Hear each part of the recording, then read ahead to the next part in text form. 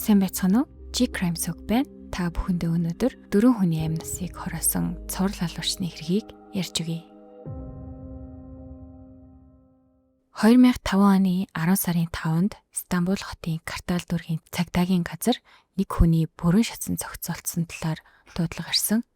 Цагдаагийнх нь дуудлагын дагуу очиход цогцыг шууд хараад эрэгтэй эсвэл эмэгтэй хүнийг гэдгийг тогтоох боломжгүй болтлоо шатчихсан байсан. Тэгээд цагдаагийнх нь цогцыг шүүх эмнэлэг рүү илгээж хэргийн газарт шалгалт өргөжлүүлээ хийн цогцыг хэн болохыг тогтоохын тулд 90 хайх тасгийнхантай холбогдож сүүлийн 10 хоногийн дотор алга болсон хүмүүсийн мэдээллийг шалгасан. Цагдаагийнх нь сүүлийн 10 хоногт алга болсон хүмүүсийн дуудлага мэдээллийг сайтар шалгаж шатсан цогцтой адил гих шарх сорвтой шивээс шинж тэмдгүүд байгаа эсхийг хайж байсан. Тухайн шатсан цогцос бүр үнс нүрэн болтлоо шатаагүйч шарх сорив шивээс ч юм уу гэмтэл авсан эсхийг мэдэх боломжгүй болтлоо шатсан байсан. Харин хүн бүрэн шатсан ч хүний шүдний хий буюу шүднүүдийг хэргийг илрүүлэх явцад хамгийн гол баримт болох боломжтой байдаг юм байна.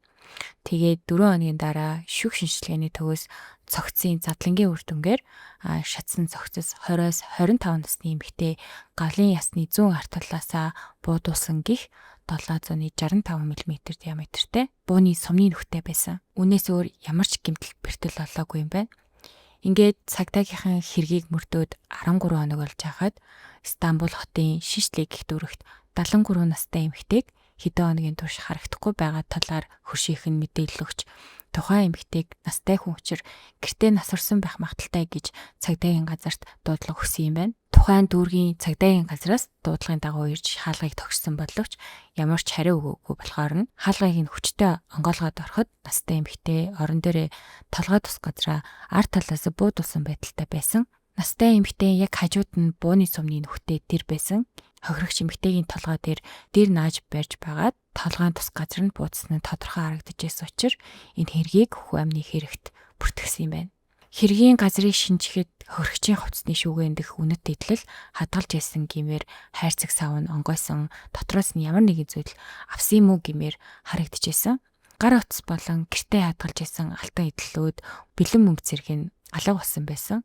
Ер нь турк хүмүүс тэр тусмаа эмэгтэйчүүд нь алт эдлэл хадгалах, худалдан авах зэрэг нь маш хэлбэг байдаг. Учир нь туркууд алтыг бэлэн мөнгнөөс илүү үнцэнтэй буцаагаа зархад хизээч үнцээ алддаггүй гэдэг утгаар нь аяг худалдаж авч хадгалдаг. За ингээд цагдаагийнх нь тухайн хэргийн газарт хэрэгтэн хүн амны хэрэгт үлдээд эд зүйлийг нь хулгайлсан хэрэг болсон гэх урьдчилсан дүгнэлт гаргаж нас орсон настай эмэгтэйг хэн болох, ямар зорилгоор яаж алгацсан гэх мэтчлэн мөртлийн ажлаа эхлүүлсэн. За хохирогч буюу настай эмэгтэйгийн өнгөрсөн амьдрал нь тэмч гигийн сайхан байгаагүй хохирогч эмэгтэйг Нихал Тезкуртаран гэдэг нэртэй 73 настай гэрээхээ нэг өрөөг биеийн үнэлэгч нарт түрээслүүлж тэрнээсээ тодорхой хэмжээний мөнгө олоод зогсохгүй биеийн үнэлэгчдийн хүмүүс зардаг болох нь тогтоогдсон. Хохирогч эмэгтэйн гар утасны гарсан орсон дуудлага болон мессеж зэрэгээс хохирогч эмэгтэйг хэрхэн мөнгө олдог болох ямар амьдралын хэв маягтай найз нөхдийн хүрээлэл хөшөөдийн мэдээлэл зэрэгээс цагдаагийнхан хохирогч эмэгтэйд магадгүй өш онцон сансан болон мөнгөний холбоотой асуудлаар хин нэгэн түнд хохирол учруулсан байх магадaltaй гэж таамаглаж исэн. Ингээд цагдаагийнхан хохирогч эмэгтэйгийн гэрээр ирдэг ойролцоогоор 15-аас 20 биеийн үнэлэгч эмэгтэйчүүдийг олж тогтоон байцаалт болон мэдүүлэг авсан ч ямар нэгэн сэжигтэй зүйл олдоогүй болохоор зөвхөн мэдүүлэг аваад буцаасан. За ингээд цагдаагийнхан хохирогч эмэгтэйн гар утсыг болохоор хичээж итэл 6 хоногийн дараа алдагдсан утас нь гинэт ажиллаж байгаа гэсэн тохио өгөөд эргээд унтарсан юм байна. Тэгээд цагдаагийнхан тохио өгсөн газар яваад очиход гар утас зардаг нэгэн дэлгүүр исэн. Тэгээд тухайн утас зардаг дэлгүүрийн эзэнтэй уулзаад тухайн утсыг хэн зарсан эсхийг тодруулж асуусан юм байна. Харин дэлгүүрийн эзэн нэлээд ухаантай гар исэн байгаа. Яасан бэ гэхээр хайсан гийсэн олсон гих утаснуудыг зарах гэж ирдэг хүмүүс асар их байдаг болохоор тухайн зарах гэж байгаа хүмүүсийн иргэний өмнөхний хувилбар болон бусад хувийн мэдээллүүдийг авч үлддэг байсан байгаа. За ингээд цагдаагийнхад энэ маш их тусалсан. Тухайн утасныг зарсан эзнийг олоход цагдаагийнх нь үнэхээр амархан байсан. Тэгээ цагдаагийнхан утас зарсан хүнийг барихаар цагдаагийн тусгай ажиллагаа явуулж шүн гэрт нь орж баривчилж авсан юм байна. сэжигтэн мэдүүлэг өгөхдөө шийшлий гихт өргөт машины зам дагуу явган хүний замаар алхаад явж байхад нь замаар явж исэн нэг машинтай хүн зогсоод жолооч нь гарч ирээд өөрт нь мэ гэд уцаат атгуулад яваад өгсөн. Тэгээд араас нь гайхан харж үлдсэн. Магадгүй таньдаг хүн нь өөрөөр нь төгсөн байж магадгүй гэж бодоод хин нэгийг эргэж ирж авах гэд тухайн уцыг хэрэглээгүй. Тэгээд 4 хоног өнгөрөхөд хин ч ирээд ингээд тоглоом байсан шүүж гээгүй. Хин ч уцаа нэхэж асуугааг болохоор нь зүгээр л уц зардаг газар аваачаад хямдхан зарчихсан гэж мэдүүлэг өгсөн юм байна. Цагдаагийнхан болон прокурор уц зарсан Айлиг хин хүнийг хүн амны хэрэгтэй холбоогүй гэж үзэх боломжгүй. Тэгээд нотлохой хангалтгүй гэж үзсэн түүнийг тодорхой хугацаагаар хорихоор болсон. За ингээд хохирогч буюу настай эмэгтэйн задлан шинжилгээний хариу гаргахад толгой тус газартаа ард агцнаасаа буудуулаад дух хэсгээрээ урагшаа нийт гарсан 765 мм бууны сумны нөхөттэй байсан гэдэг дүгнэлт цагдаагийнхныг үнэхээр их гайхшуулсан. Тэгээд ихний шатаж нас орсон гих залуу эмэгтэй аллахтай төстэй байдлаар амь нисийг нь хороосон гих дүгнэлтэнд түрээд энэ хэрэгүүд хоорондоо ямар нэгэн байдлаар холбоотой байж болзошгүй. Нэг бууны сумнууд байх магадлал маш өндөр болохоор бүр цуврал алуурчин байх магадaltaй гэж таамагласан юм аа. Мэдээж эндээс настай эмэгтэй уцыг зарсан Айлиг хүн энэ хэргийг үйлцэн байх боломжтой юу гэсэн асуулт мэдээж гарч ирнэ. Гэвч Айлын энэ хэрэгт би холбоогүй хүнд алуулсан хүний утас байсныг би мэдээгүй гэсээр мэдүүлэгтээ ямар нэгэн өөрчлөлт гаргахгүй байсаар л байсан юм байна. Цагдаагийнхан мөрдлөгөө өргөжлүүлж сургуу алга болсон хүмүүсийн мэдээлэл дотор 1 сарын өмнө алга болсон 29 настай Бэгүм гэх эмэгтэй эхний шатаж орсон эмэгтэйтэй нас ойролцоо байсан болохоор нь алга болсон эмэгтэйн гэр бүлийнхэнтэй уулзаад ДНХ шинжилгээ авснаар сургууй алга болсон гэх эмэгтэй тархиндаа буудуулж шатаж нас орсон эмэгтэй хоёр нэг хүн байсныг олж тогтоосон. Ингээд анхны хэрэгээр мөрдлөг эхлүүлснээс хойш 23 өдөр өнгөрсөн байсан. Гэтэл анхны хэрэг гарсан квартал гих дүүрэгт хурдны зам дагуу нэг ой модтой хэсэг байдаг. Тэр хэсгийн ой модон дотор бүрэн шатаж амжаагүй бин дээр нь бензин цацсан тийм бол мөртөө эмэгтэй хүний цогцос олдсон юм байна. Яг адилхан дүүрэгт дахин нэг залуу эмэгтэйгийн талд шатсан цогцос олдож дахин нэг хохирогч гарч ирсэн нь цагдаагийнхныг нилээн сандаргаж ихсэн. Тэгээд байж итэл маргааш нь гөгчээ гих залуу эмэгтэй алга болсон талаар цагдаагийн газарт залгаж мэдүүлсэн юм байна. Уг алга болсон гих бүртгэл ирсний дараа цагдаагийнхан сүүлд тал шатаж нас орсон эмэгтэй байж магадгүй гэд гэр бүлийнхнээс нь ДНХ шинжилгээ авснаар алга болсон залуу эмэгтэй ой модонд тал шатаж нас орсон гөгчээ гих эмэгтэй байсныг олж тогтоосон. За ингээд цагдаагийн мөрдөгчнөр хагас шатсан гих хохирогч гөгчээгийн задлан шинжилгээний хариу эрхийг хүлээх л үлдсэн. Хэрвээ гөгчээ галт зэвсгээр хөнөөгдсөн бол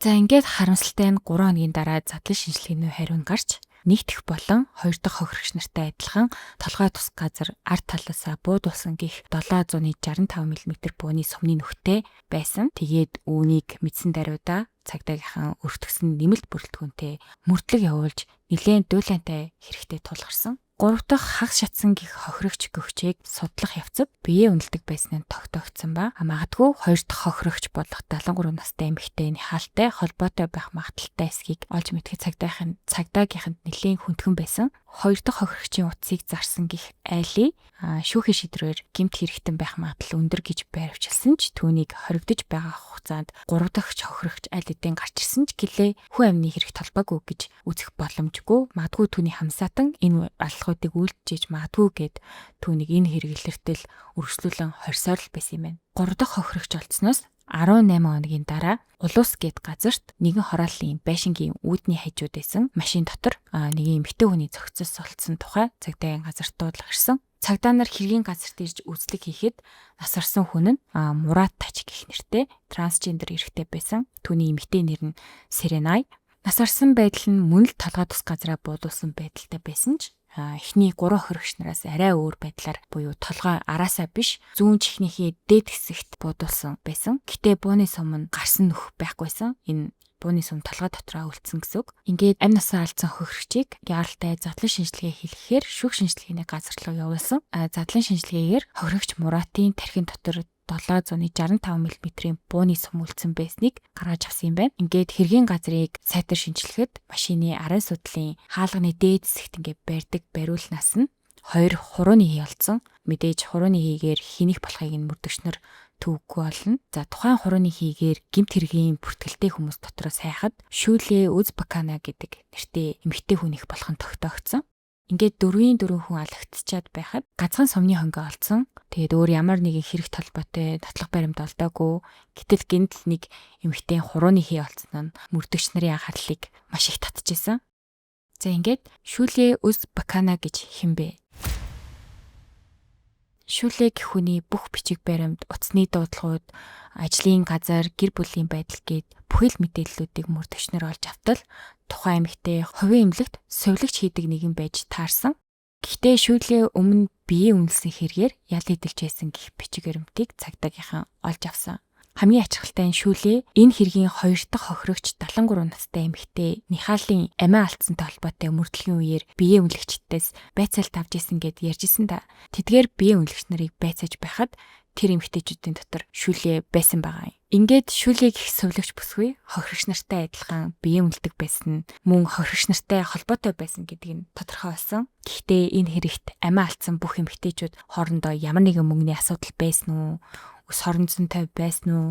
Шүүле гэх чинь үнэхээр цуврал алуурч нүү гэх мэтчлэн мөрдөгчнөр бүхэл талаар судлаж Шүүле үнэхээр адлуурчин гэж үзвэл ганцаараа энэ бүхтийг хийх ямарч боломжгүй. Магадгүй түүний хамсаатан байгаа гэдэг цагдаагийнхан эргэлзээгүй мэдчихсэн. Шүүлегийн ойр дотны найз нөхөд дотор мөрдлөг явуулахад Шүүле найз залуутай болж таарсан. Цагдаагийнхаа нууцаар найз залууг нь мөрдөх ажиллагаа явуулж тэдний гэр бүлийнхэн мөн Шүүле болон найз залуугийнхан гар утсыг чагнан тэдний гарч арах хөдөлгөөн болгоныг 24 цагаар тасралтгүй нууцаар мөрдөж исэн. Ингээд цагдаагийн нууц ажиллагаа эхлэхээс өмнө 20 хоног өнгөрч Шүүлегийн гэрийн гадаа цагдаа нар мөрдлөгөө нууцаар өргөжлүүлсээр л байсан. Гэтэл Шүүлегийн утаснаас найз залуу нь эмнэлгийн түргэн тусламж руу Шүүлег шаргацсан гэх дуудлага өгсөн. Үүнийг мэдсэн даруйда цагдаагийнхан нууц ажиллагааг буснуулахгүй тулд гэрт нь очих түргэн тусламжийнхантай хамтран цагдаагийн нэг мөрдөгч хувцас солиод сувилагчийн дүрээр гэрлүүн явж орсон. Гэрт нь түргэн тусламжийнхан орох үед баруун хөл буюу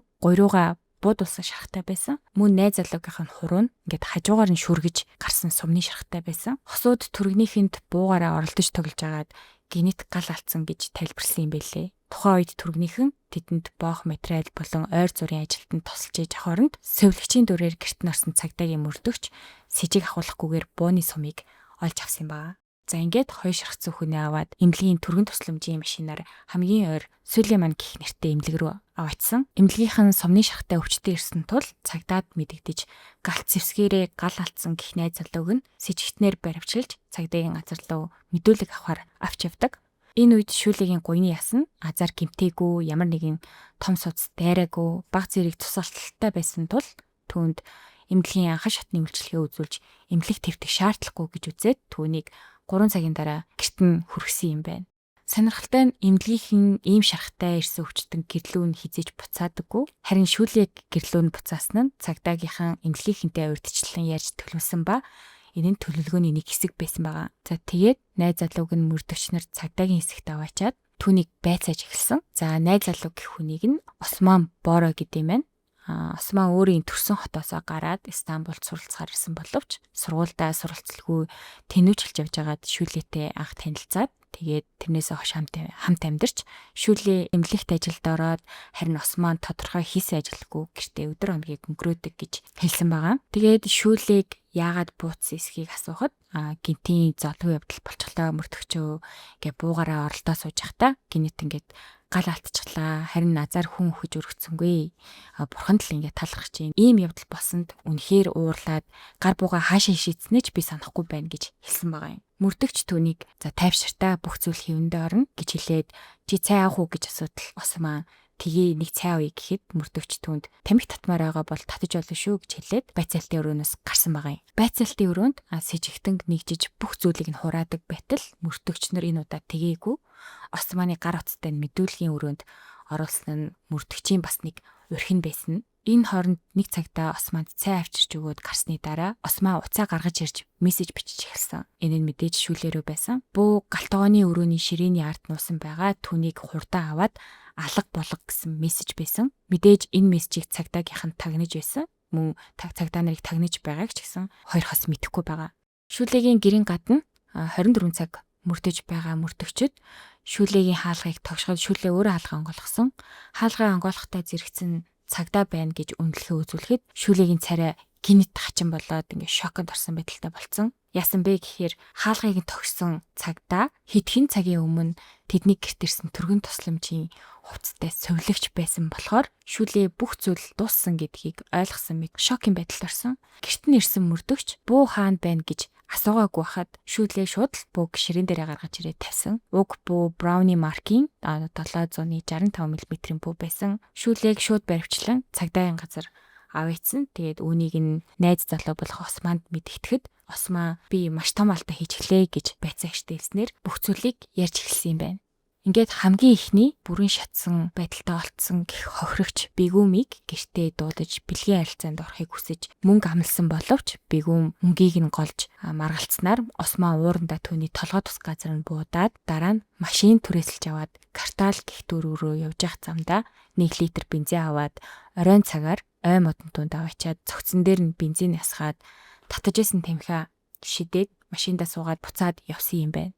За хоёр дахь хохирогч буюу 73 настай Нихал гээд нөгөө толгойд нь дэр наажгаад буудуулсан гэд ярьсан да. Тэр эмэгтэй яаж насарсан бэ гэхээр хосууд тэр шүн Шишли гэдэг дүүрэгт алхаад явж байхдаа шүүлээ найз залуудаа Нихал гэх эмэгтэй хүүхнүүд зуучлал зардаг маш их мөнгөтэй инэтэрэ гэд тухайн хүний талаар ярьсан байгаа юм. Тэгээ үүнийг сонссон Осман шууд л толгоондоо ингээд нэг тийм төлөвлөгөө боловсруулад настай эмэгтэйгийн гэрт нь очиод шүүлийг худалдаж авч байгаа мэт жүжиглж эхэлсэн. Шүүлийг зарах талаар Османтай ярилцаж байх үед Осман настай эмэгтэйд дэлгэн хүзүүн өрөөг нь базаж өгч байгаа мэт ард нь гараад халааснасаа бууга гаргаж ирээд толгойроо нь шууд буудсан боловч буун тухайн үед гацаад дахиж цэнэглээд хөвшин эмэгтэйн толгой дэр нааж барьж байгаад дахин буудаж амьнасыг нь хороосон юм байна. Ингээд тэд хэргийн газраас цугтахаасаа өмнө алт мөнгө уцыг нь хулгайлж буудсан бууныхаа хонгой зэргийг түүж авч нотлох баримт үлдээхгүй тэндээс цэвэрхэн гарсгасан юм байна. Гараад явж явах үедээ хохирогчийн уцыг зүгээрснийг хаячихгүй хүү амны хэргийг төөрөгдүүлэх зорилготойгоор энэ уц чинийх болог гэд гудамжинд явж исэн танихгүй залууд уцыг өгчөөд явсан байгаа юм. Тэгээ хэргийн мөрдлөг бараг 2 сарын турш үргэлжилсэн болохоор уцыг нь авсан жолооч их залуу хил сэргээр 2 сар шахуу харамсалтайгаар шоронд сулгаж байгаад гаргасан гэсэн үг. Үнэхээр харамсалтай. За 3 дахь хохирогч гөгчээгийн талаар ярив. Осман гөгчээтэй бэлгийн харилцаанд орох гэж байгаад түүнийг гэртээ дуудсан. Гөгчээтэй бэлгийн харилцаанд орсны дараа төдөлгүй нэг харсан чинь гөгчээ түүний бууг оролдоо сууж байгааг нь Осман хараад чи яах гэж байгаа юм бэ гэд түүнээс бууга булааж авахд гөгчээ чамайг л алах гэжсэн гэд инээхт нь Османы уур бүр маш их хурж энэ намайг үнэхээр алах гэж юм гэж бодоод эмэгтэйн толгоороо буудаж амь насыг нь хороосон юм байна. Тэгээд дахин машин түрээсэлж аваад түүний цогцыг ой модондоо очиж эхний охирогч шиг дээрээс нь бензин асгаж шатаасан юм байна. Гэхдээ тэр цогцос бүрэн шатаж амжаагүй байсныг Осман мэдээгүй байсан юм билээ. За ингээд 4 дахь хохирогч буюу хохирогч Мурат гэх трансгендер эмэгтэйг яагаад алсан бэ? Хачирхалтай нь Осман шүүлээ гээд 2 хос Мураттай хамт хөл бөмбөг үзчихсэн юм байна. Тэгээд хөл бөмбөгийн багууд дээр бооцоо тавьж хинийх нь таарсан нь хоолнд даах талаар хөвгөлдөж ярилцгааж байсан юм байна. Гэтэл Муратын бооцоо тавьсан баг хожоод бооцоогоо авах болсон. Гэтэ бооцоондоо биеийн үнэлэгч аваад өг гэж Мурат асуухад шүүлээ за би аваад өгье. Мөнгийг нь ч гэсэн би өгье гэж хэлээд тэр гурав Муратын гэрт очсон юм байна. Тэгээд нэг нь трансгендер биеийн үнэлэгчийг дуудсан ч мөнгөн дээрээ тохиролцож чадаагүй юм байна. Тэгээд болоод шүлээ Осман 2 Муратын гэрээс гараад өөр цэнгэний газарт очиж ууж нэргэж суусан. Энэ хооронд шүлээ бүр алхаж чадахгүй болтлоо согтсон байгааг Осман хараад Мурат руу залгаад биднийг ирж ав гэд дуудсан юм байлээ. Ингээд Мурат тэднийг цэнгэний газараас аваад машиндаа суухад гинэтхэн шүлээ Мураттай муудалцаж гисэн. Үүнийг нь Осман хараад уурлаад Муратын толгой тус газар нь буудаж амийг нь хөнөөсөн юм байна. Ийм зүйл басан болохоор тэндээс шүлээгийн хурууныхээ олцсноор цагдаагийнхын нэрэг дээр маш сайн ажиллаж чадсан. Зарим мэдээний их сурвалжаас тухайн үед Мурат бооцоогоо би авсан штэ. Тийм болохоор ядаж ээжтэй чинь би унтмаар байна гэж хэлэхэд нь шүлээ уурлаад тэгээд муудалццгаасан юм байна. Тэгээд үүнд нь Осман уурлаад Муратыг хөнөөсөн гэсэн нийтлэлүүдийг бас олж уншсан. За ингээд шүүхээс Османд 4 удаагийн их амны хэрэгтэн 4 удаа бүх насаар нь хорих ял шүлээд 73 настай Нихалыг хөнөөсөх хэрэгт 24 жилийн хорих ял өгсөн боловч давж заалдах шатны шүүх хурлаас дээд шүүх шүүлээ Нихаалыг хүнөөсөн гих тодорхой татлах баримт байхгүй тул анхан шатны шүүх хурлын шийдвэрийг хүчингүй болгоод шүүлээд 3 жилийн хорих ялгаанаас юм байна. Гэхдээ одоо шүүлээ ялаа идлээд шоронгоос суллагтаад сүл чөлөөтэй амьдарч байгаа юм байна. За энэхүү цуврал аллахын хэрэг нь олон нийтийг маш их цочроосон. Тэгээ хэргийг илрүүлэхэд маш төвөгтэй байсан ба алуурчин ямар ч нотлох баримт үлдээхгүй яваад байснаас болоод харамсалтайгаар 4 хүний амьнаас эрсдэж нэлээд хугацаа алдсан гэж мөрдөгч дурджсэн. Гэвч энэ бүхний эцэст цуврал гэмт хэрэгтнийг барьж 4 удаагийн насаар нь хорих ялтайгаар ингээд энэ хэрэг хаагдсан. Энэ хэргийг ахлан мөрдөж хэргийг олж илрүүлсэн мөрдөгчийг Саваш Куртбаба гэдэг Туркийн маш ноцтой гих бүх хэрэг дээр ажиллаж исэн. Тэгээд устдаа нэлээд алдартай мундаг мөрдөгч юм билээ. Тэгээд би энэ мөрдөгчийн хэрэгүүдийг ойрд нэлээд их сонсоод байгаа. Тэгээд өөрөө бас үнэхээр амбицтай, үнэхээр гоё хүн байт юм лээ. Тэгээд та бүхэн мөрдөгчийн өөр олж илрүүлсэн хэрэгүүдийг сонсомоор байвал комент хэсэгт бичиж үлдээгээрэй. Мэдээж бичлэг таалагдсан бол лайк болон subscribe дарахаа бити мартаарай. Дөнгөж эхэлж яваа. Сав болохоор та бүхний дэмжлэг хэрэгтэй шүү. За тэгээд дараагийн бичлэгээр эргээд олцъя. Баяртай.